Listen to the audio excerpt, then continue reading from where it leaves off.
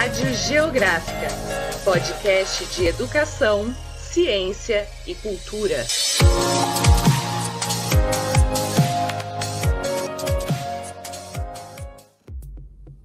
Olá, ouvintes da Rádio Geográfica, como vocês estão? Espero que estejam todos bem. Eu sou a Maria e hoje eu vou apresentar o último episódio da série sobre o 8 de março, sobre o mês das mulheres. E o episódio de hoje vai ser especialmente sobre a trajetória das mulheres na ciência, especialmente na geografia. E a convidada de hoje é a Larissa Coutinho. E ela vai trazer para a gente um pouquinho dessa experiência dela enquanto mulher, enquanto geógrafa, para que a gente possa refletir essa questão da mulher na ciência, sobre as dificuldades, sobre a formação dela e um pouquinho do que a gente já foi tratando nos episódios anteriores. Seja bem-vinda, Larissa, pode se apresentar para a gente. Olá, tudo bem? Primeiramente, eu quero agradecer o convite da Rádio Geográfica e parabenizar vocês por essa iniciativa, de estarem organizando essas entrevistas para o mês da mulher. Isso é muito importante. Eu me chamo Larissa, sou licenciada, geógrafa, mestra e doutora em geografia pela Unesp de Presidente Prudente. E eu pesquiso relações de gênero no espaço agrário há bastante tempo, desde o término da minha graduação, quando eu estudei programa de aquisição de alimentos em Presidente Prudente. Observei a relevância do trabalho das mulheres, embora elas não tivessem ali um merecido reconhecimento, pelas atividades que elas desempenhavam. E isso me deu um embasamento, uma curiosidade para continuar estudando isso no mestrado. Então, na minha dissertação, eu estudei diversas políticas públicas que se vinculavam direta ou indiretamente com as agricultoras. Estudei, no caso, uma associação de mulheres de um assentamento no Pontal do Paranapanema. E aí as políticas envolvidas, elas eram várias. O Programa Nacional de Documentação da Trabalhadora Rural, o Pronaf Mulher, o Bolsa Família, o Programa de Aquisição de Alimentos e o Programa Nacional de Alimentação Escolar. No mestrado, eu tive a oportunidade de viver uma experiência de estágio de pesquisa no México, no meio da BEP, a modalidade para bolsas no exterior da FAPESP. Então, foi algo muito motivador para mim, não só academicamente, mas culturalmente, porque me permitiu conhecer a realidade de outras camponesas na América Latina. No doutorado, eu prossegui estudando as relações de gênero e as mulheres do campo. Eu trabalhei com duas associações de agricultoras, uma ainda no Pontal do Paranapanema e outra em Araraquara, ambas no estado de São Paulo. E eu mantive um enfoque sobre as repercussões que as estratégias de reprodução socioespaciais geravam na vida dessas mulheres, Então, defendi a tese em 2020 e eu recebi um prêmio, no ano passado, o prêmio Isabel André para investigação em gênero e geografia da Universidade de Lisboa. A Isabel André foi uma geógrafa portuguesa que inaugurou esses estudos, na geografia de Portugal. Então, enfim, foi algo que me deixou muito contente e em breve a tese será publicada como livro. Eu acredito que, apesar de me debruçar sobre esses temas somente ao ter adentrado o meio acadêmico, eles já estavam presentes na minha trajetória, A minha família, por parte de mãe, é muito caracterizada pelo matriarcado, Minha avó, minhas tias, elas ficaram viúvas precocemente e tornaram-se responsáveis por todo mundo, por toda a família. E, além disso, tanto meu pai quanto a minha mãe, eles têm origens no campo, são migrantes. Então, de certa forma, eu acredito que essa bagagem foi me direcionando de forma intuitiva, assim, nesse percurso acadêmico, científico. Agora eu gostaria que você falasse um pouco sobre os principais desafios de ser mulher na ciência, de ser uma mulher cientista, de ser uma mulher geógrafa, professora. Bem, eu acredito que ser uma mulher que se dedica à ciência é um ato de coragem, né? É um ato de amor, até pela desvalorização que, sobretudo no Brasil, a educação e a ciência vivem, né? Principalmente nos últimos anos. É difícil, sim, porque nós temos um trabalho, em geral, bastante solitário e que não se articula facilmente com outras esferas da vida pessoal. O trabalho acadêmico ele exige muita dedicação e concentração. E sobre nós, mulheres, né, sabemos que recaem tradicionais responsabilidades, né, obrigações domésticas, a educação dos filhos, o cuidado com familiares adoecidos, idosos. Essa última situação eu ainda penso que é pouco explorada, sabe? Não é tão discutida, mas é a realidade de muitas mulheres, de muitas pesquisadoras, inclusive a minha, né? De cuidar dos pais. E além disso, nós temos de nos reafirmar, né? A todo instante no enfrentamento contra silenciamentos, preconceitos, a incredibilidade sobre a nossa capacidade, enfim. São vários tipos de violência, né? Ser uma mulher que se dedica à ciência não é algo fácil. Embora ao longo do tempo, né, muitas cientistas de diversas áreas foram trilhando esse caminho aí, né, abrindo espaço para que hoje nós pudéssemos nos dedicar a esse tipo de trabalho. Mas eu acho que assim, essa pergunta, né, sobre a dificuldade de ser uma mulher cientista, ela tem que vir também acompanhada de algumas especificidades, né? Ela pode ser melhor orientada. É difícil ser mulher na ciência? Claro que sim.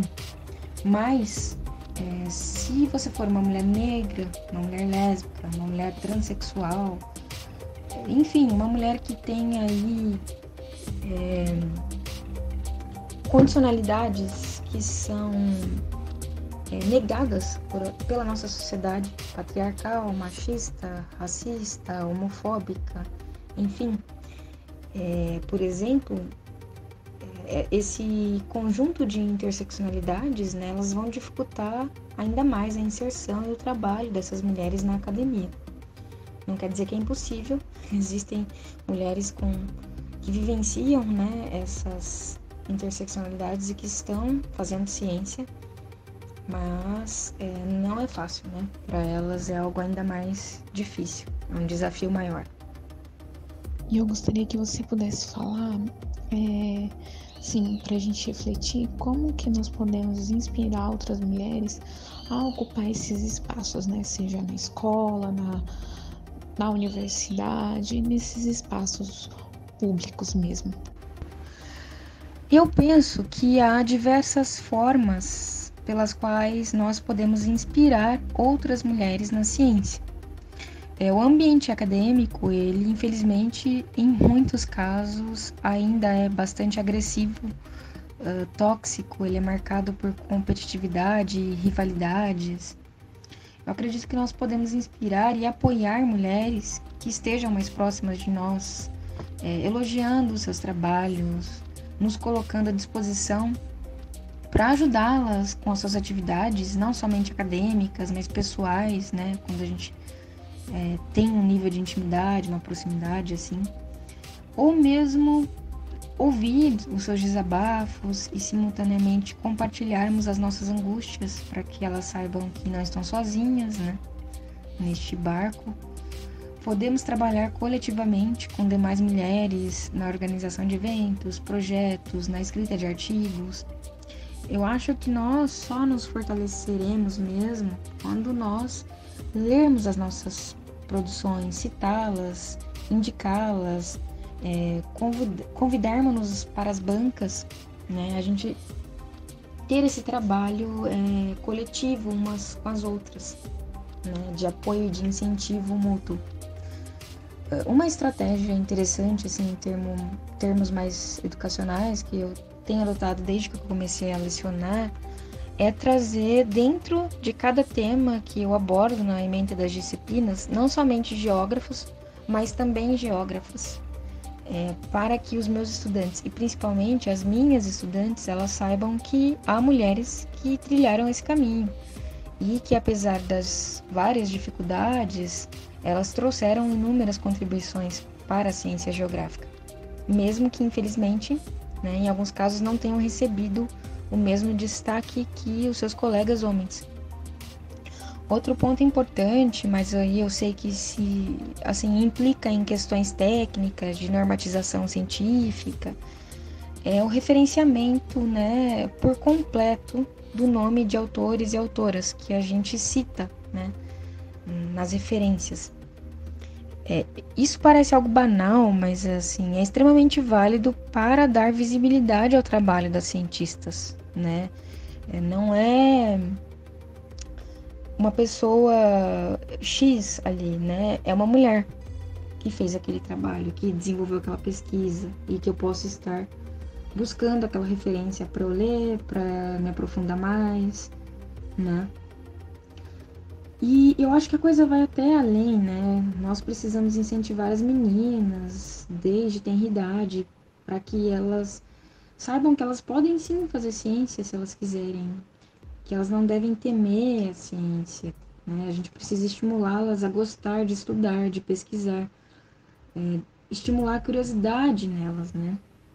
Nas crianças como um todo, mas aqui a gente está falando de gênero.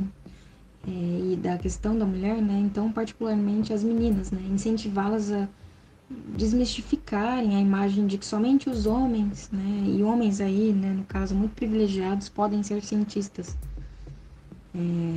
Se nos aprofundarmos em algumas áreas gerais, né? Grandes áreas do conhecimento, a porcentagem de cientistas, por exemplo, nas ciências exatas, segundo uma pesquisa do IPEA, eu acho que de 2010, não ultrapassa 25%. Então, perceba como é discrepante, né? Assim, a quantidade de mulheres nas ciências exatas que se dedicam à ciência, né? Ainda é uma área vista como algo masculino, naturalmente, e não é, né? A gente precisa mudar isso. Eu acredito que alguns projetos, feiras feitas em universidades que visam atrair as meninas para o universo da ciência são alternativas interessantes. Mas é preciso fazer mais, né? Se considerarmos então a questão das mães solos e que são chefes de família, que ingressam na universidade, é claro que assim, passar no vestibular é uma conquista imensa para muitas dessas mulheres, mas é necessário que existam creches que acolham as suas crianças, né, por um determinado período, para que elas assistam às aulas, para que elas estudem, bolsas de incentivo para que elas não desistam do curso, né, por causa do excesso de trabalho, seja doméstico ou trabalho externo. Então, eu acredito que são várias frentes aí que a gente pode atuar para incentivar, inspirar outras mulheres, né? Que vão desde o nível mais cotidiano ali até questões mais administrativas, de políticas mesmo, projetos que incentivam o trabalho das mulheres. E agora eu gostaria que você pudesse falar pra gente quais são as mulheres que te inspiram, que te fortalecem, que você admira. Há muitas mulheres que me inspiram, né? Eu não poderia deixar de mencionar aquelas que fazem parte das minhas raízes. A minha mãe, Marli, minha avó materna, Maria, minhas tias. Tenho muitas amigas que me motivam com os modos de ser, e de fazer ciência, de ensinar, de pesquisar, de desenvolver projetos de extensão. Eu não vou mencioná-las aqui para não cometer o erro de esquecer de ninguém.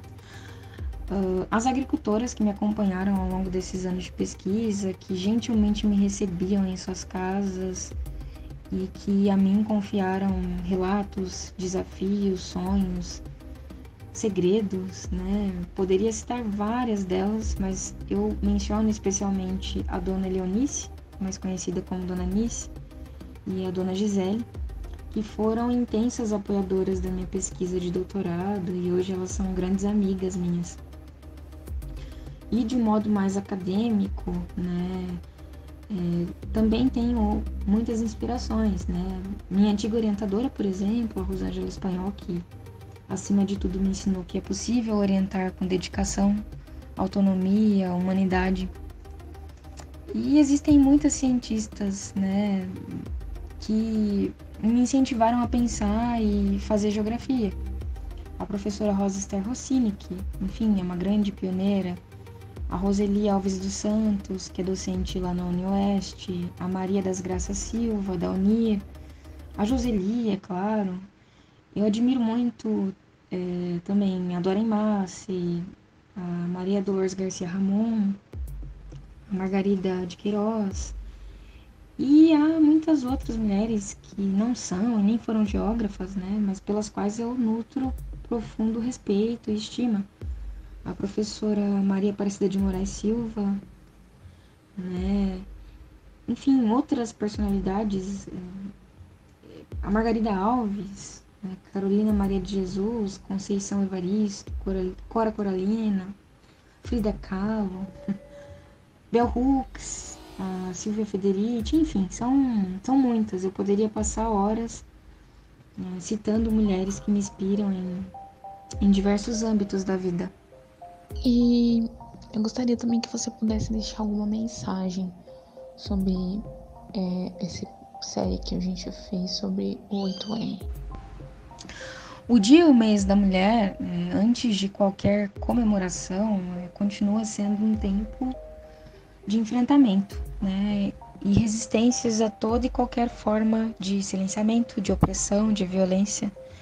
Eu acredito que a força e enfrentamento, eles não devem permanecer ou se concentrar somente nesta data simbólica, né, que é importante. Mas isso tem que se estender por todo o tempo, né, por todos os dias, porque a nossa luta ela é intensa e ela é ininterrupta.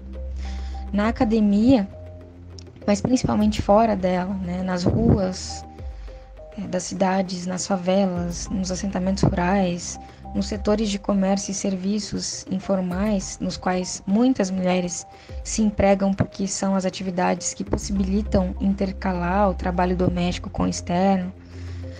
Durante a pandemia, a nossa luta não teve trégua, né? Ao contrário, a quantidade de trabalho aumentou, os casos de violência física e psicológica idem. Mas, ao mesmo tempo, a solidariedade, a irmandade teve a sua relevância nessa rede de apoio feminino. Eu vi muitas mulheres compartilhando o pouco alimento que elas tinham, revezando entre si os cuidados com seus filhos, com familiares adoecidos, liderando e organizando a produção e doação de alimentos, de roupas. Enfim, a pandemia, que ainda não acabou, né, deixou um acúmulo de dor, de tristeza, muitos problemas que infelizmente nos acompanharão por muito tempo. Além disso, a gente tem que considerar que estamos em um ano decisivo para o futuro do país, né, diante da possibilidade de retomarmos um projeto de Brasil mais justo, com mais igualdade social, racial e de gênero, de tentarmos restaurar os projetos, políticas públicas, instituições que foram intencionalmente e cruelmente destruídos no atual desgoverno. E as mulheres, elas integram um dos eixos mais penalizados, né, por essa gestão. Muitas das políticas públicas que eu estudei e mencionei anteriormente, elas foram praticamente desmanteladas, né? Algumas nem existem mais. Então, é uma data importante, mas para a gente manter de modo contínuo, né, essa vigilância, esse enfrentamento, né, essa rede de apoio umas às outras. Enfim, gostaria de agradecer você, Larissa, por esse momento tão lindo. Te ouvir falar é muito bom, é inspirador, deixa o coração da gente quentinho. Gostaria também de agradecer aos ouvintes e às ouvintes da Rádio Geográfica. E ficamos aí até o próximo episódio. Um beijo e até mais. Então, bem, diante de tudo que eu já disse, né, eu desejo intensamente que a força e a postura combativa do dia e do mês das mulheres permaneçam em cada uma de nós, pesquisadoras, professoras e trabalhadoras da cidade, do campo, e também dos companheiros, dos homens que verdadeiramente, honestamente se somam a nós, né, nessa luta. E mais uma vez eu parabenizo a Rádio Geográfica e a AGB de Presidente Prudente pela organização das entrevistas no mês da mulher e agradeço a oportunidade de fala, né, e que tenhamos muita resistência para a batalha que nos aguarda aí nos próximos meses. Obrigada por acompanhar a Rádio Geográfica. Siga nossas redes sociais.